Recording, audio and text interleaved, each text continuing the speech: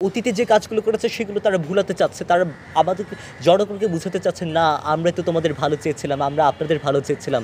লীগের অনেক বড়াই লীগের যারা পরাজিত যে শক্তি আছে তারা কিন্তু আপনার বিভিন্নভাবে পাহাড়কে অশান্ত করার চেষ্টা করেছে। আমাদের আমলেই তোমরা ভালো ছিলে, এটা বারবার বোঝানোর চেষ্টা করছে। কিন্তু আমি বার্তা দিব না। তাদের আমলে আমরা রামু ট্র্যাজেডি দেখেছি। তাদের আমলে আমরা অনেক অসংখ্য ঘটনা আমরা দেখেছি। সেগুলো তদন্ত আমরা দেখি নাই। আমরা দেখেছি সহিংসতার পরে তারা আমাদের কিছু লোকজন এবং বাঙালি কিছু লোকজন মিলে তারা সম্প্রীতির মিছিল করাতো, পাহাড়ি বাঙালি ভাই আমরা সবাই শান্তি চাই।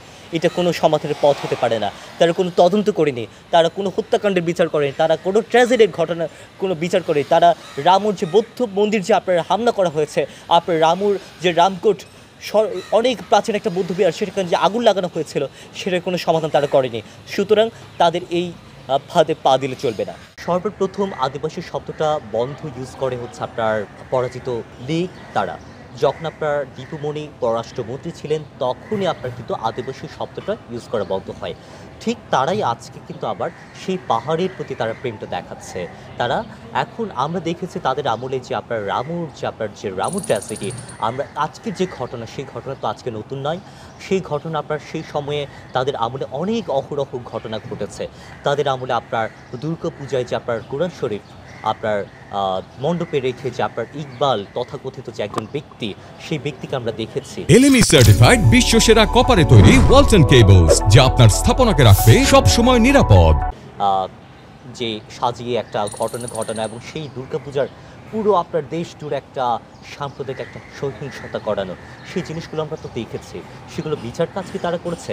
রামু ট্র্যাজেডির ঘটনা একদম জাতির কাছ থেকে ভুলিয়ে নেওয়া, সেটা কারা করেছে? তারাই করেছে। সেই মানুষগুলো আজকে আবার নতুন করে পাহাড় প্রেম দেখাচ্ছে। এগুলো তো পাহাড় প্রেম না, এইগুলো তো তাদের সেই উস্কানিমূলক।